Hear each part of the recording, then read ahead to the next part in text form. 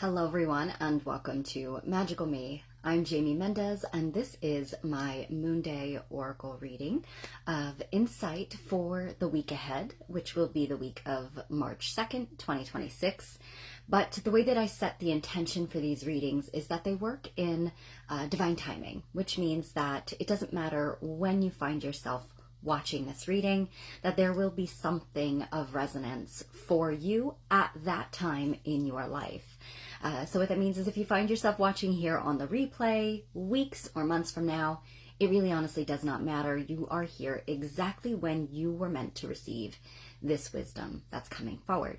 So how I bring forth this information is utilizing my own intuitive abilities as a intuitive oracle.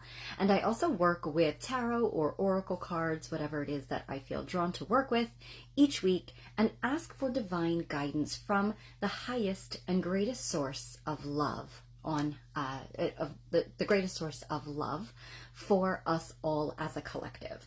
So this is going to be more of a generalized reading or overview into the week's energy, giving us the insight of how we can best work with that wisdom, if you will. These aren't individual personal card pulls that I'm doing here for everyone, although I do offer personalized readings. If you are interested with that, you can always reach out and talk to me about how to set that up and get it scheduled and how those readings work, as they are energetic. So it's all about connecting across space and time.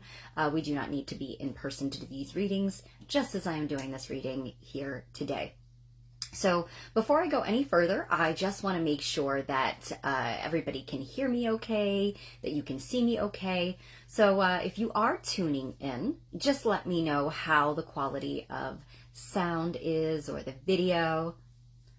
Hi, Eleanor. Welcome, beautiful goddess. Thank you so much for being here. Dawn, I just saw you pop in. Welcome. Thanks for being here. Can you hear me okay?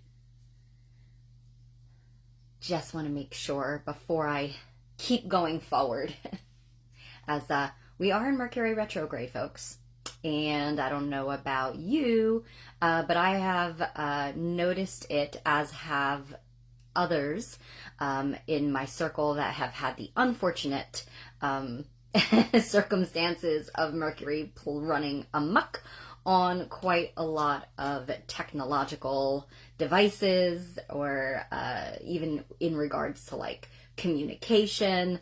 So FYI, it went retrograde on the 26th, 25th, depending upon where you are, and it will be retrograde for 3 weeks. So affecting communication and technology everywhere, y'all. So just be mindful of that. I'll move this a little bit closer to make sure everybody can hear me. Oh, good. Thank you for that, ladies. Thanks for the feedback. Appreciate that. All right. So, as I said, yes, that is one of the major astrological influences happening at this time. And again, what retrograde means for anybody who is unfamiliar with that is the planet seems to slow down. Mercury seems to slow down, or any planet that goes in retrograde, on its orbit, which makes it appear to be going backwards, although it's really not. But as it slows itself down, any area that planet rules over, it will actually impact it to have it again, slow down there as well. And I know that we dread it, but realistically why it happens is actually bring forth some sort of awareness to that area. All right, so that's why we kind of encourage being mindful of any major purchases at this time, because communication definitely gets impacted as far as all communication goes, not just talking communication. It's any forms of communication devices, it's contracts, and where communication might be miscommunicated. It's anything major at this time, in regards to signing anything, we kind of advise to use caution, discernment, really look closely at everything. Travel is one of those things that Mercury also rules over. So travel and making travel plans at this time is a little, again, be very mindful. And again, anything to do with technology. I have been seeing it quite doing a number on internet, laptops, cell phones, Signal, things like that. So just be mindful. You're not crazy. The world is not going crazy. The planets are doing what they do. All right. Hi, Annie. Welcome, beautiful soul. Thank you for being here. I appreciate all of you beautiful goddesses popping in to see me and to connect with me for our message this week. So love that. Before I get into the message for the week, I want to talk about another major astrological alignment happening tomorrow or today, depending upon where you are in the world again. It is full moon tomorrow, and as you know, these are Moonday readings, so it's all about connecting into the energy of Monday, which is ruled by the moon, bringing in heightened awareness, intuition, perfect time to discern higher guidance and insight. That's why I do these on Mondays or moon days. But tomorrow, full moon, is in the sign of Virgo. But on top of it being a regular full moon, which all full moons represent a time of heightened awareness, empowerment, as well as completion. As we have a full moon, it's at its height and peak of power every month at this time, and that brings about completed cycles of what might have been started previous full moon, so last month, or at the time of the new moon, which was when the moon was new, 2 weeks ago, right? This full moon is a lunar eclipse, all right? Whenever eclipses happen, they're powerful jujus, all right? They are very unpredictable energetically. I know everybody is always like, get out there in the full moon and make your moon water and charge your crystals. And I'm not sure where I fall on this belief or not. However, I will say it does give cause for pause. Whenever there is a eclipse, which always happens at either a full moon or a new moon, which we had a solar eclipse 2 weeks ago on the new moon. So I'm going to talk about that in a second. We are right actually smack in between, and have been the last 2 weeks in between an eclipse window. All right. So whenever those eclipses happen, because it's such unpredictable energy, can be very chaotic energy. However, it creates powerful shifts and change, even if we don't feel like it's in our favor. It's actually always beneficial. It is when it's at the time of a full moon, because we are completing or releasing energy. It can often bring about or facilitate more of the rapid release in that area, if you will. So we tend to err on the side of caution when it comes to making moon water and charging your crystals. Now, I always tell everybody to use your own discernment, listen to your own intuition to see how you feel about that, because I think it does really feel like to each its own. I definitely am not the end-all, say-all with stuff like that, because like I said, I kind of, because I know that they're so unpredictable, I tend to lean towards not charging my crystals in the moon and not making moon water at this time, just because it's such a little bit of chaotic energy. But you can always do that again next month at the next full moon energy. But yeah, use your own discernment with that. And I always tell everybody with everything that comes forward on my readings to always use your own discernment. Take what resonates and discard what doesn't. We all have our own intuitive guidance and insight that comes forward to follow, right? Hi, Lori. Welcome, beautiful. Thanks for being here. So that full moon is in the sign of Virgo, and Virgo is an earth sign, so it is about grounding, okay? And I think that's important with any eclipses, especially any full moons, really. You always hear people say, oh, people go crazy at the time of the full moon. Well, there's a reason for that, which I will touch on as well. But it's so important at any full moon, but eclipse time, ground your energy. Just really kind of allow yourself to take some deep breaths in, take a moment to still your mind, see yourself growing roots and connecting down into earth. envision yourself as becoming a tree. And it just really does help to bring you back to center, back to earth.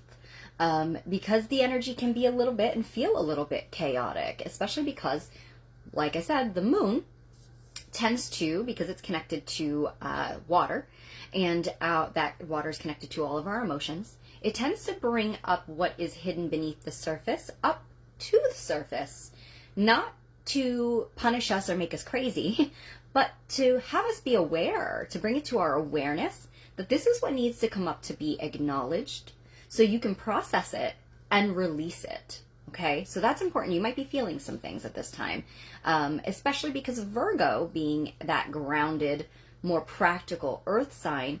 It's also the sign of the Virgin, which in essence just means purity. It's a sign of getting organized, getting in alignment, getting things in order for forward movement, right? So we have to, with it being in a full moon, a time of release, it's a purification, it's a cleansing, it's a time for release. So definitely rest, recharge, all of that happens when, or is essentially comes up for us to recharge our batteries at the time of a full moon, especially when it's an eclipse full moon like this. So we're going to be guided to do a little bit of purifying, a little bit of cleansing. So being aware of those emotions that are coming up, being aware that they're coming up in other people, which tends to make it feel very crazy, chaotic energy. Grounding your energy will help you not be attached to all of that energy and get swept up in it, get swept up in your own emotions. Just witness, acknowledge, look through what is coming up, and then give it the space to be released, to be processed out. Hi, Angela. Welcome, beautiful goddess. Thank you for being here. It's so good to see you here. I've missed your beautiful energy and your beautiful light. Hope you're doing well. So yeah, that full moon, all full moons, you could take that advice for all of them. But again, with the eclipse, it's going to be like 10 times. Eclipses also create powerful energy shifts. You can even look to 2 weeks ago. What started coming up for release? What started coming up into your awareness to potentially even be put forward? What might be being activated, initiated at this time for your forward movement? That in which happened or started coming up 2 weeks ago with that new moon eclipse now might be ready for full completion at this time, which is then going to help you release what's hindering your progress, your growth, and your forward movement. So the best thing that I can tell you with this energy is to look to what is ready to go emotionally, mentally, within your environment, physically, connections, friendships, behaviors, all of those things. And, if it's a little overwhelming, grab yourself a notebook, take 10 minutes tonight, tomorrow, the day after, and write anything coming up that you've been noticing. And look to, this way you kind of give yourself a little bit of a awareness sheet as to what is talking to you, what is going on, what is coming up in connections. And that will help you be able to sift through, to look at then how it may not be serving you, it may not be working, and how you can shift that, right? So lots of self-reflection over the next couple of days, everybody. All right. So at the same time, I want to say it's the 6th. I think it's the 6th. Planet Venus, planet of love, planet of higher love, not just romantic love, but also rules over finances, also rules over our connection into what feels good, what we value within ourself. That planet is actually moving into the sign of Aries. When that happens, Venus is a love language. It really is. And it's like bringing awareness to us. But Aries being such a fire sign, moving forward, very fast acting, very passionate. Word of caution. This is the spring fling sort of energy that comes forward with Venus and Aries. So anything started at this time, I'm not saying it doesn't mean it won't have longevity.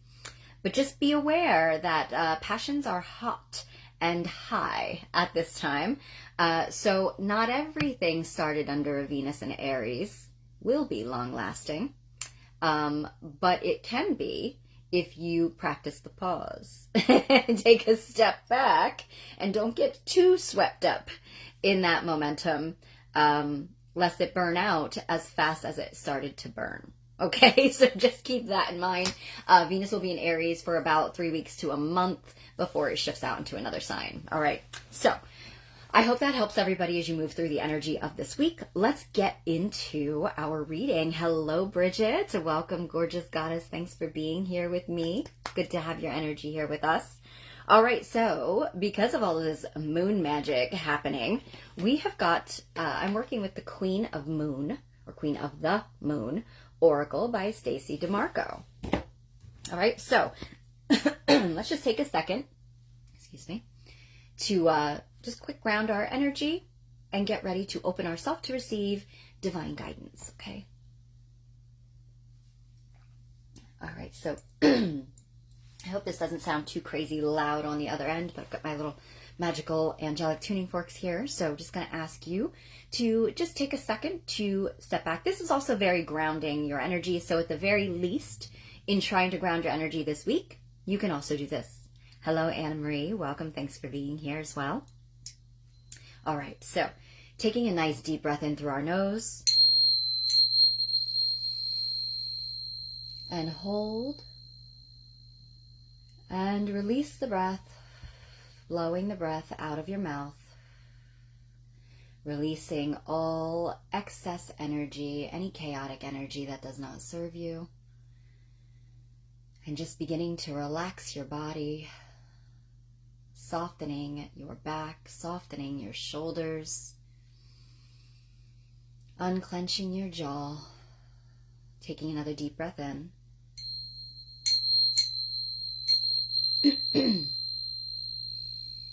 As we connect in through the sacred sounds and vibration, we raise our own vibration, allowing us to connect into the highest vibrational source of love, to receive divine guidance and insight into the energy of this week, March 2nd, 2026, for the collective's highest and greatest good only.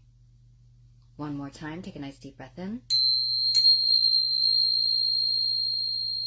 And as you release, drop from your mind down into your heart space, connecting into your feeling center, connecting into your own source of love, being present in the eternal here and now. And so it is. All right, you can open your eyes. All right, so asking for divine guidance, wisdom, and insight for the highest and greatest good for all concerned, and highest source of love for the week of March 2nd, 2026. Ooh, what do we have? Ooh, all right, here we go. We've got, see, 25, so it's the vibration of a 7, which we'll talk about in a second. And we have the waning crescent, resistance. All right, so I'm hearing resistance is futile. Very funny terminology there. Because as you see, this person is clenching their fists, which often is the symbol of resisting, right? Think about when we are, when we're stressed, when we're worried about things, what do? We often like clench up in our body. You just heard me guide you through relaxing your back, softening your shoulders, you're unclenching your jaw. Resistance comes in that form, that tensity, intensity, that tensing up. And it's even our stomach. I was really drawn to the stomach area, which is making me feel like a lot of people actually might hold their tension in their stomach, which, as a metaphysical healer, y'all, energy that is blocked or stagnant, or when we, go into these states of worry, fear, just doubt, things like that. When we're afraid, when we go into all those states, we clench up in our bodies. We go into almost like instant fight or flight or survival mode. This actually can translate into the physical body, and that's how illnesses are actually created. So important to be aware of these things. Let me see. Hi, John. Happy birthday. I am not doing personal readings today, but I am still going to send you a happy birthday. Thank you for tuning in. So getting back to the message at hand here, resistance, again, it can come up into you can see it, you can feel it in your body. Pay attention to that this week, okay? Because that's the very first thing I was shown. That when we create that resistance, when we tense up, we actually block the flow of harmonic energy flowing and life force energy flowing through our body. But in the same way that we can do that energetically, we block what's trying to come in.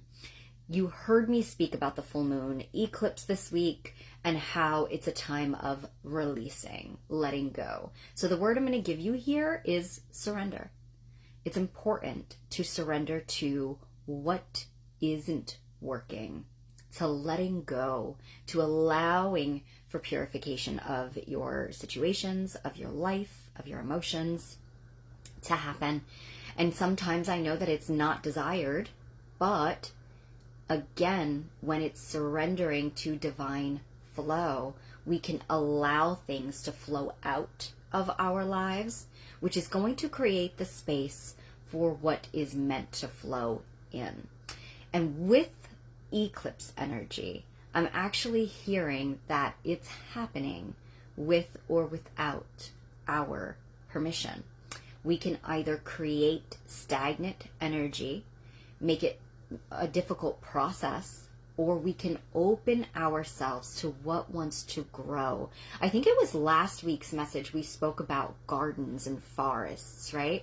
And one of the messages that I had been hearing with that was about tending to our gardens and how our garden grows, right? And if you look at this card, look at how life, nature, is growing out of her clenched fist, contrary to her trying to contain it. It's about not resisting your growth this week. It's about surrendering to what is meant for you. Because even though in our human awareness, we don't always see from our higher picture and our higher self's perspective about the great plan that is already in place for us, what wants to be moved into our alignment, into our awareness, our higher alignment, if you will. And I say higher, not in better, but in a way that's a higher vibrational frequency for the releasing of what doesn't work for you on a soul level. Yes, there is free will. Yes, you can resist if you choose. But I am kind of feeling like we're at a point collectively where divine, like the natural order of like the seasons changing, of growth that happens, is already in motion, which means that you can resist, but it's going to only create difficulty. And at the end of the day, all you're doing is blocking your own growth, right? So let go of what doesn't want to be contained, of what doesn't want to be held, of what you might be gripping onto so tightly that you're actually preventing it from moving. Even if it's still meant for you, let it grow into what it's meant to become. It's funny, I had a conversation today about children and how as parents, we want to hold on to them as long as we possibly can. And even to the point of, when they're transitioning into adulthood and beyond adulthood, when they're getting ready to actually fly the coop. We want to keep them as close, and we want to hold them as we think it's for their highest and greatest good. But really, we forget that we are just guardians. We're just guardians of their of their souls here for a time. And then, like mama and baby birds, we have to let them leave the nest, right? So we can't resist growth. The only thing in life that is constant is change. It happens with or without our permission. It can either take us kicking and screaming, and in essence, we slow ourselves down, we slow our progress down, or we can let go, open those hands, open those hearts, and allow what's ready to enter your life, what next big, amazing chapter is ready to be written, to happen. Let go and let love. Let it bloom. Let it blossom. All right. Now, I know there's a lot happening that's going on in the world, that's going on probably even reflecting in your own personal lives that might seem chaotic. It's out of balance, right? But this is the process of rebalance. Okay? So at the end of the day, take that away from it all. Opening up yourself to allow for the realignment, the reconfiguration. It's going to look real different.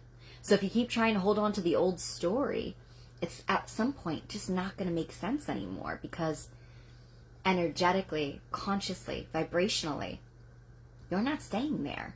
You're not meant to. You're meant to go bigger. You're meant to grow larger. So let yourself surrender to natural order. Open up. And with that 30, I talked about the 25 there. I don't know why I said 30. The 25 there, it's a 7. 7 is that spiritual number. It's the embracing the higher perspective. It's opening us up to having faith, trusting in the unknown, even if we can't see it. It's about allowing ourselves to take the leap of faith anyway, whether that's just be letting your hands open and letting your heart open and just saying, I'm ready for the blessings that are meant to enter my life. I don't quite understand how this is all unfolding, but that's okay. I trust that there is a magical unfolding happening for my highest good. So I'm going to get out of its way and let it occur. All right? The same could be said with what's going on in the world. Awareness is absolutely crucial. But detachment is also crucial. Detachment only in the sense of not bypassing. Detachment in the sense of that you don't make it your own. Hold what you want to see in this world. Hold the light of love. Hold the light of joy. Put energy in motion in what you can do, what you can create. Don't focus on what's going wrong or what you can't do or what you're angry about, because all you're doing is putting more chaotic energy into that pot. Put the positive energy into the pot. Go out and change things. Make a difference in a positive way and be love, be light. And hold that within your own life and focus on where you want to go and where you're going, because you are the ripple that is created in the great ocean that is this world. All right? So keep growing, keep going, keep moving. Do not resist the changes that are unfolding, because it's only happening to help bring you into alignment with a better life, with something more nourishing, something that's going to feed your soul, and that's also going to create a better life for you and potentially for your family. All right, everybody. So with that said, I hope that you have a blessed and magical week. And remember, be wary of that Venus and Aries energy. Yes, let that passion move you, but be careful about what you're taking on. All right, everybody. Have a blessed week. Take care, and thank you so much for tuning in.